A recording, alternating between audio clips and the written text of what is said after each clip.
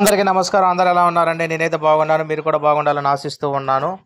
ఉమ్మడి కరీంనగర్, నిజామాబాద్ జిల్లాలో స్వల్ప భూకంపం 3 రిక్టర్ స్కేల్పై 3.6గా నమోదైంది. ఉమ్మడి కరీంనగర్ జిల్లా, నిజామాబాద్ జిల్లాల వాసులను స్వల్ప భూకంపం ఉలిక్కిపడేలా చేసింది.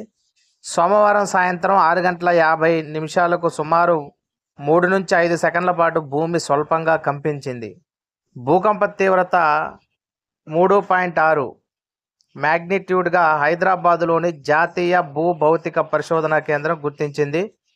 సాయంత్రం నుంచి ఉరుములు మెరుపులతో పలు ప్రాంతాల్లో వర్షం పడడంతో భూమి కంపించిన విషయాన్ని చాలామంది గుర్తించలేదు. పలువురు మాత్రం వెంటనే రోడ్లపైకి వచ్చారు. కొన్ని చోట్ల ప్రకంపనలు 2 సార్లు వచ్చినట్లు పేర్కొన్నారు. కొన్ని చోట్ల సీసీ కెమెరాలో భూకంపనాలు కనిపించాయి.